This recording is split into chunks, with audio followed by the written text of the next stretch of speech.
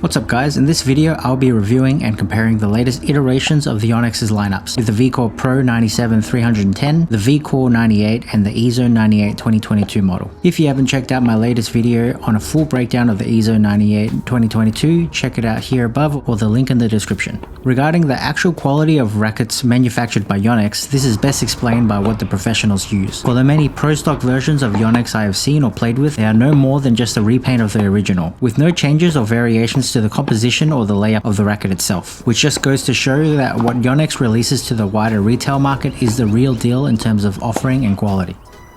If you do like the video, consider giving it a thumbs up and subscribe for more content. A small act goes a long way in helping my channel grow so I can make more content. I've also set up a buy me a coffee page if you would like to support me in any other way, which will go to helping me create more reviews for a larger variety of rackets. Special thanks to those few who were so kind enough to help me out already since I set it up in my last video.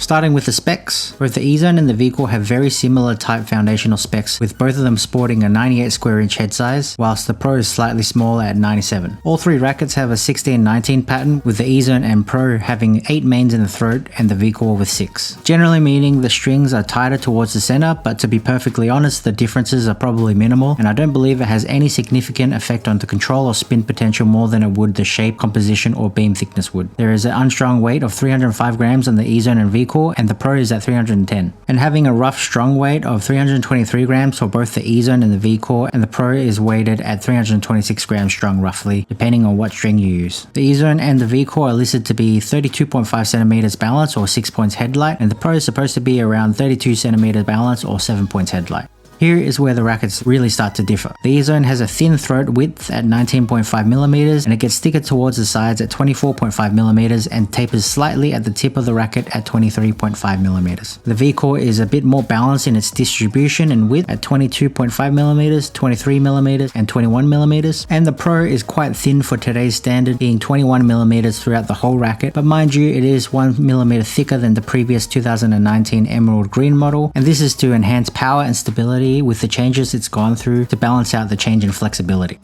The Ezone and the Vcore have very similar stiffness ratings at 65 and 66, but the Pro, which also used to be at 64, has now changed into a very flexible 60 RA stiffness. The main differences between the racket lines is typically broken up into the Ezone designed for power, the Vcore for spin, and the Pro for control. But that is more prevalent in the 100 models on the Ezone and Vcore. Once you move down to the 98 models, the characteristics and attributes become more interchangeable, and then it's more of a preference of feel and playstyle. This time around, the Ezone is more control focused than previous generations, and the Vcore is more powerful on a consistent basis. With string setups and modifications, check out the overlay for all the string setups and modifications I have tried with each racket. My go-to spec for the Ezone was a spec that was very close to what Kyrgios uses. For the Vcore, it came in under-specced, but when I put it up to Tennis Warehouse's average swing weight, it played pretty well, and I don't think it needed much more than additional customization than that. The Vcore Pro was also severely underspec'd on swing weight, and once I fixed it up to a more admissible stock swing weight, I still thought it was in dire need of additional customization. Moving on to playing characteristics. For the feel and stiffness, as I've mentioned in my full review of the Ezone, it is a comfortable 65 stiffness as long as you get your setup right. It has a plush feel that can be considered comparable to the Blade V8 with a decent amount of ball pocketing, but the frame itself does not flex much and the racket is quite muted. I personally don't think the feel is great, but because I enjoy the overall playability, I think it performs very well in a lot of areas, and that allows me to overlook the feel. Likewise, the Vcore in comparison is also muted and is maybe closer to the Blade V6 countervail in terms of feel. It comes off the strings quite fast. You definitely feel more of that muted stiffness and is more of a point and shoot type racket in comparison. There is a hint of ball pocketing, but side by side with the Ezone, nowhere near as much, and there's a higher potential for arm issues, but only moderately, as it's definitely not in the Babolat ballpark range. With the Pro changing from its previously slightly stiffer counterpart from previous generations, it's followed suit to the 97 HD model that was very low stiffness rating at 58 RA, and now the 310 variant has also become extremely comfortable and plush. There is a ton of ball pocketing and quite a bit of flex in the racket. Though again, the feel is probably a bit more muted for my taste, but if feel is primarily something you worry about in terms of plushness instead of being fully connected to the ball, then this is the kind of racket for you.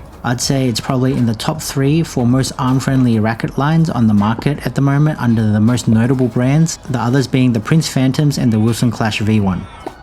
For power, the Ezone has accessible power, but the current model has become more control orientated with some access to power compared to older models except for the AI version. It's a little more demanding in terms of needing self-generated pace, which I quite like, but to flatten out shots you have to be more focused and selective of when to pull the trigger. It's much easier to play primarily with more topspin first than it is to attack straight off the bat. You need to find your openings at more opportune times and set yourself up. It's not the racket I would recommend blasting the first ball you see, though it is capable, but not as easily achieved as some other rackets out there. Compared to the Ezone, the Vcore should come in potentially a higher swing weight, so naturally if you swing at the same speed, the Vcore is more powerful, but not by a significant margin. When both rackets are at the same swing weight, the power becomes very interchangeable, and then it boils down to which shape of the racket suits your swing style better and allow you to swing the fastest. But if you get the rackets close to their listed Tennis Warehouse specs and you don't know or don't enjoy customizing rackets, then you'll want to go with the Vcore for more power and spin. In stock form, the Pro is obviously extremely control orientated, but don't be fooled, this racket is definitely capable of hitting a big driving ball that shoots off the court and skids. Its flattening ability is far superior to the Ezone and the Vcore, and it penetrates the court much better on big cuts. But just remember, we are talking about full swings, so if you are after a racket that will generate you more pace on mid to higher pace rally balls, the Pro will require a lot more energy to sustain this pace, and once you let off, your ball will become much more attackable against good offensive players. The Ezone and the Vcore will need much less effort to sustain these rallies, so you're going to need to be a fairly advanced player or have high level technique to benefit from this racket the most. If you come from a speed or Babolat and even perhaps a Blade V8, you're going to have a big wake up call if you've never tried rackets like this before. The power and spin also have some kind of maximum range to it, and it's going to come down to your overall static weight and swing weight. Whilst the ball comes over really fast and flat on driving shots, by the time it reaches the opponent, there is some kind of momentum loss that eventually takes place, and so even when my swing weight was in the high 320s, yes, I could hit a pretty heavy ball, but someone with excellent footwork and defense will probably be able to find the rhythm to overcome the power. And the only way to surpass that max range is if you increase the overall heft of the racket, but that will inevitably make me swing slower, so there's a fine balance between finding the right weight and swing speed, and you'll need to experiment with it.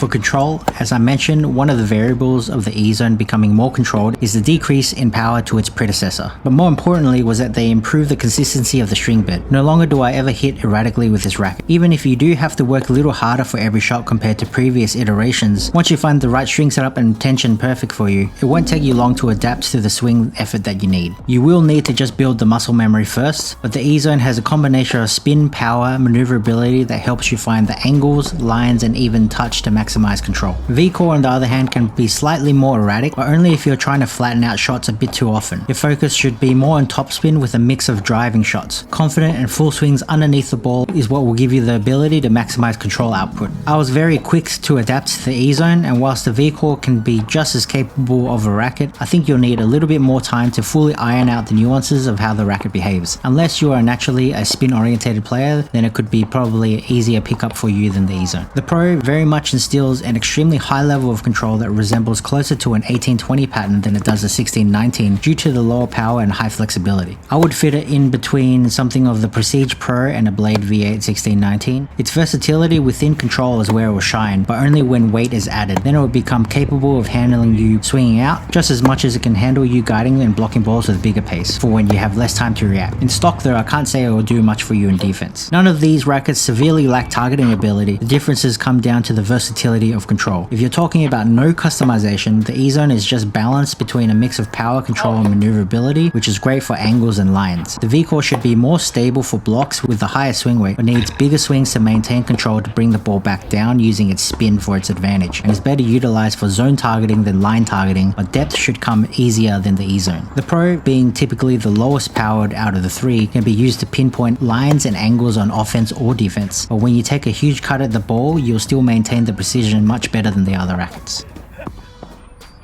Ezone's maneuverability comes from the lighter weight and thin throat, where it can still generate some good power and spin in a lighter form. Once you start weighing up the racket, it will affect the racket head speed due to its very thick sides of the racket. If you can maintain your swing speeds and higher weights, then you'll benefit greatly from the increase of stability and plow through. I'd personally recommend keeping it as headlight as possible to sustain maneuverability, which maintains the versatility of the racket. But of course, there's some personal preference to that. I keep my swing weight in the low to mid 320s, as a swing weight of 330 and above basically recreates to the Ezone Tour, which did not benefit my whippier forehand style or my one-handed backhand. Vcore felt like it dragged through the air a bit more despite being a more standardized and somewhat slightly thinner beam. The power that can be generated from the maneuverability of the Ezone using racket head speed is balanced in the Vcore's stiffness with more direct response and high swing weight for an enhancement in energy return, so you don't have to move it as fast to generate the same or more power. Don't forget though, the overall design of the racket is targeted for aerodynamics for spin generation, both incorporated in the grommet system and the shape of the racket, so moving it on edge vertically for spin should favor you if you have a spin orientated type stroke. The Pro on the other hand really needs fully developed mechanics. There's definitely no cheating it. And if you move towards the H and the D model, it'll be ever more prevalent. If you don't swing properly, you won't access that hidden power potential. From my experience, this is going to be a lot more beneficial to those who have much flatter strokes, so typically an Eastern to light semi-Western grip would suit it best. Though if you're one of those who can flatten out balls using semi-Western or Western grips, which I used to do, then you should be totally fine. For its weight class, it's not something outrageously difficult to maneuver, but for it to play its best, it will probably need to creep up into the 315 grams in unstrung weight, provided you aren't getting one that is already overspec'd in swing weight. Given that the Gravity Pro is 315 grams unstrung, it's still a little bit more headlight and lower swing weight in comparison, so it'll feel much easier to swing despite the added weight. Before you buy this racket, I would be very wary of the need for additional weight to be added in your consideration to buy, as you'll need to consider what's the max weight you are willing and capable of playing with. If you can find one that has a higher swing weight in stock form in the mid to high 320s, that would be your best option in my opinion. That way you won't need to customize it so much, if any at all. Of course, in comparison, this is nothing in terms of static weight compared to the H and the D models, but over the years I've played with much lighter specs as I need to compete with people that are younger, healthier, and more athletic than me, so I need some help where I can get it. In terms of one-handers, I think all these rackets can be suited for one-handers. The Ezone needs some weight to help with the stability, but if you find the right setup, it can play just as easy as stock form without sacrificing anything. Without weight, it's nice and easy to use, but likely not stable enough, and in that case could be better suited towards a two-hander. The Vcore is just slightly more difficult to leverage off than the one-hander, but you just have to have time to get used to it. It hits a one-hander quite well and does a better job of penetrating the court from both a flat and heavy topspin shots in comparison to the Ezone. The Pro has all the elements in its design that you'd want for a one-hander, which is a thin beam, a little bit smaller of a head size, slightly more headlight balance, but if your swing weight is less than 320, it's going to be horribly unstable for you, so you need to bump it up to at least 325 or above.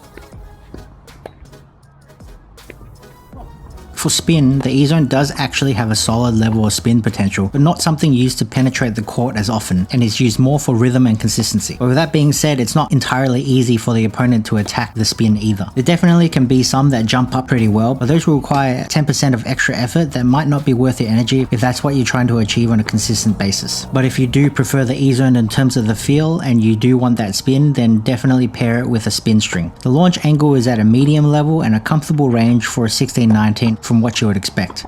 The spin potential for the same amount of effort from the Vcore is what I would label as a muted spin. It provides a similar launch angle and height, but the opponent won't feel the kick off the bounce and level changes as much as the Vcore. For the Vcore, if you compare the spin to the Ezone using the same string, there should be a noticeable increase in spin penetration that helps you keep your opponents honest and make it harder for them to step into the baseline or attack off higher balls. The launch angle though is slightly higher than the Ezone, but not incredibly different. Definitely can be balanced out by using a smoother poly or hybrid setup. I also don't think the Vcore possesses as much spin potential as the likes of an Extreme Tour or Pure Era VS, but higher than the standard 98s existing for sure, like the TF40s, blades, booms, and so forth. But you will have more power than the Extreme Tour, but a little less than the VS. The Pro doesn't really have all that much spin penetration, but it doesn't mean that it completely lacks spin either, though I would say the spin is used more for safety margin than anything else. But this is going to be highly indicative of the type of string you use as well. A hybrid or smooth poly is going to make it a little bit difficult to generate extra topspin with, but that's only on the assumption if you're coming from a lower weight class of rackets. If you can handle the rackets that are typically 320 grams unstrung fairly well, you'll also be surprised with the amount of spin you can generate just as much as the power. So you can definitely offset this like the Ezone by using an extreme spin string like Vcore V-Square, but with this kind of racket I still think you'll be better off flattening the majority of your balls and adding extra topspin only when necessary, like on the defense, on the run, or to push your opponents out wide. The launch angle is really quite balanced. bounce, you have access to something that will loop high over the net but still be able to execute a straight line drive. Higher than the typical 1820 by a decent amount like a Prestige Pro or 1820 TF40, and maybe closer to something that of a Blade V8 16x19, but flattening the ball will be a lot easier than the blade itself. The spin is like the power, where it can shoot off the racket quite fast, but its high bounce is from the angle that you swipe the ball at rather than the spin generation itself. The actual RPMs on the spin potential seem to die out quite fast despite getting quite a high bouncing ball.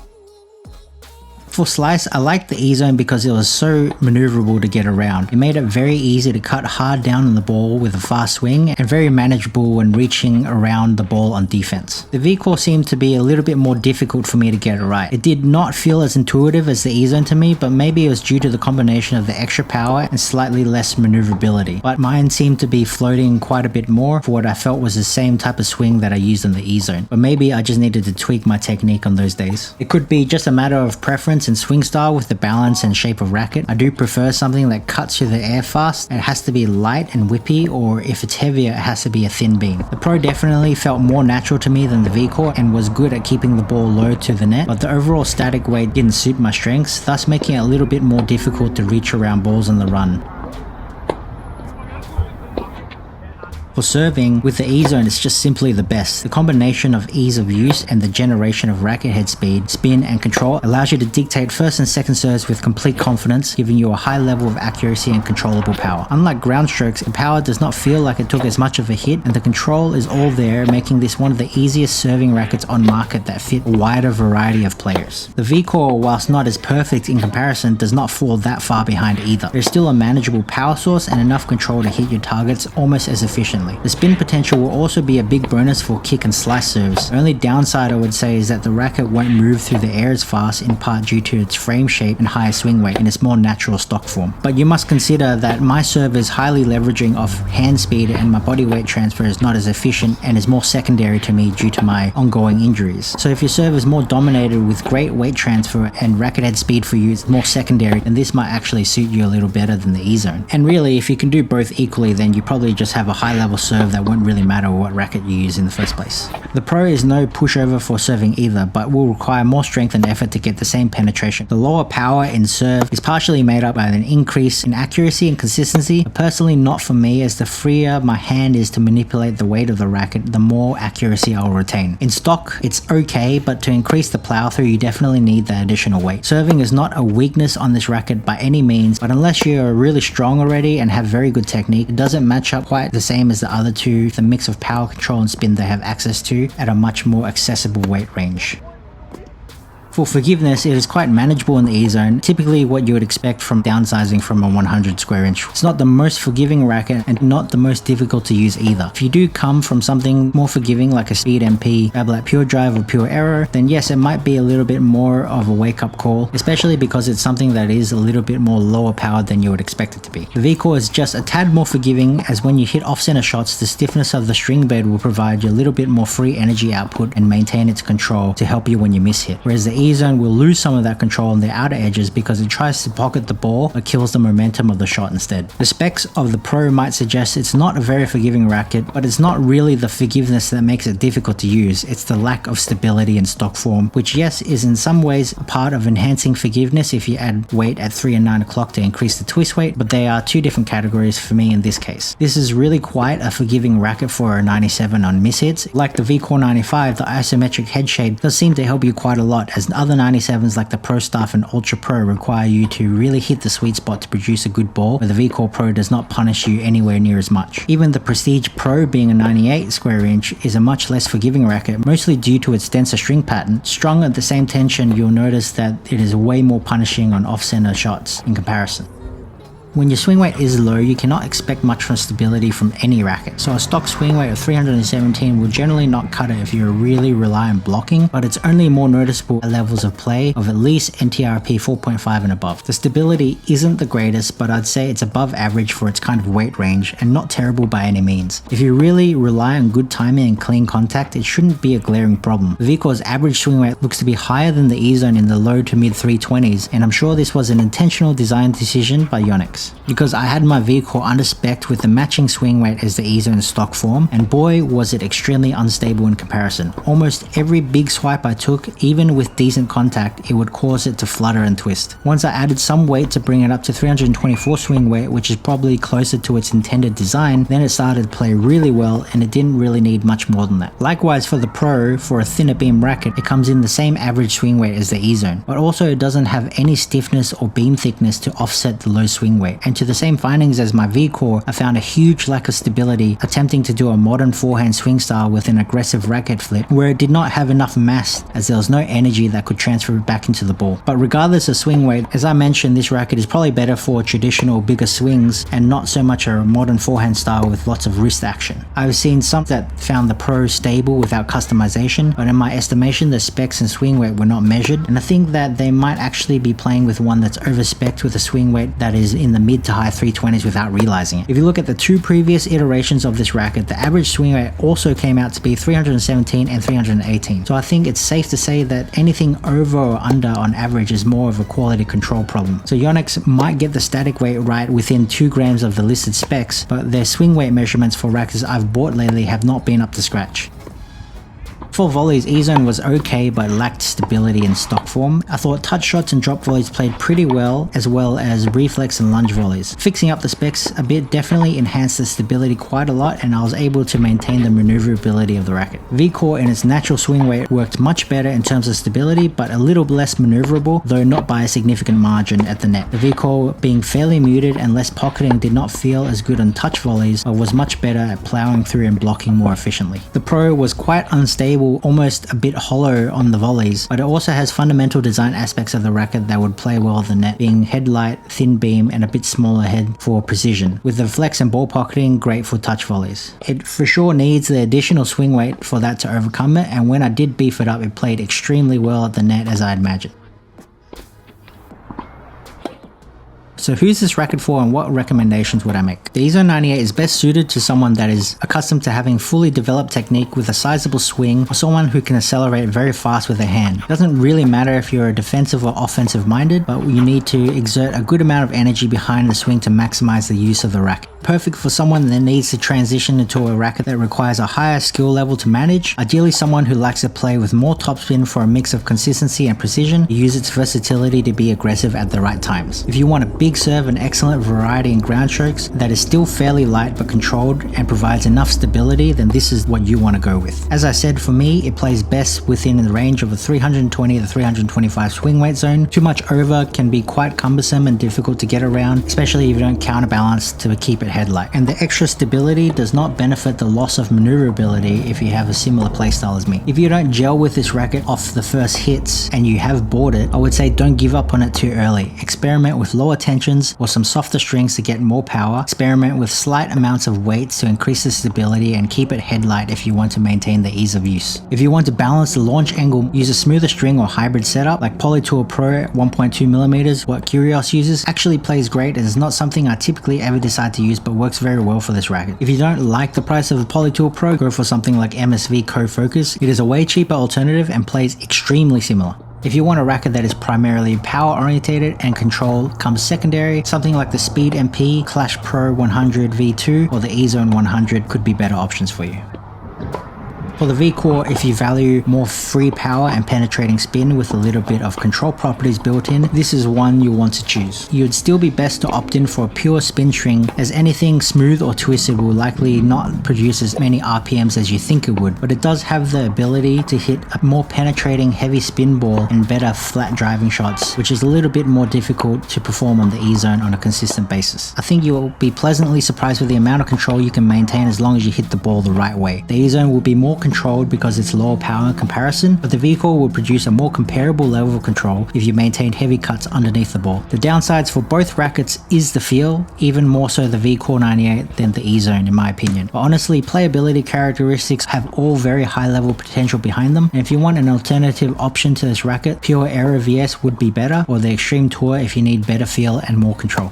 The Pro is primarily suited towards players that are 4.5 and above, or at least a strong 4.0, as I don't believe the racket will play well enough in its stock form against good opponents. The likelihood that you will need to add extra weight is very high. This is essentially no different from previous models despite the frame being a bit thicker this time around, but what I do remember from the 310 models from previous generations was that basically it was a platform racket for the 330 model, where the 330 for most average people was way too heavy, including myself. 310 is a lot more open to a variety of customizing and would not play its optimal best in stock form. And with just a little bit more customization, whether old or new version, you would really turn this racket into a real weapon. I would recommend it for players who have an all-round game style that is for the most part aggressive or offensive, for very flat hitters that have big swings that come behind the ball to penetrate the court, and use a heavier topspin ball more sparingly as a safety measure to clear the net when you're off balance or on defense, to buy yourself time to recover positioning. With the added weight, you'll increase the stability and power, and you'll bring it closer to a weight territory of the Prestige Pro, but in this case more forgiving. Probably your main objective with playing this racket is to find your openings and finish your point at the net. If you want more feel and precision, I would go with the Prestige Pro 1820 if you're going to go for something that is a similar weight range, and string it much lower than your standard tension. That way you will open up the sweet spot and the amount of forgiveness, but it'll still play just as precise. If you want more speed in a lighter package but comparable precision, then I'd recommend the TF40 in either string patterns depending on your launch ankle preferences. My final thoughts: out of all brands, I believe Yonex offers the most well-rounded range of rackets that suit a number of skill levels and playstyles under the least amount of racket lines and racket models. Whilst I personally rate the Ezone as the highest, that is purely the best one for my playstyle, and just as much there will be many that prefer the Vcore or the Vcore Pro instead, as they are all quality rackets in their own right. I think the Ezone is probably the most well-rounded racket, but the Vcore is really not that far behind and is built for a slightly different playstyle. The Pro is something I would have gravitated towards a few years ago when I was a little bit more healthy and faster and was willing to put in more effort into each rally. But now, being a little bit older, slower, and a little bit less healthy, I am going for easier rackets to use, but I definitely still enjoyed using the Pro a lot as well. To me, it has a high level of hidden potential and is far better suited towards those who like a bit heavier of a racket to swing. And of course, if the 310 is too light and you don't like customizing and you want more precision, you still have the 97D model, which is the 1820 variant out there. So that concludes my review. Hope you like the comparison. I'm probably going to make newer videos in a shorter format like I promised myself some time ago, just so I can review more things and get more content out there, and then I'll put the real effort into some of my bigger releases. But don't forget to like the video if you enjoyed it and subscribe for new content. Thanks for watching, and I'll see you guys next time.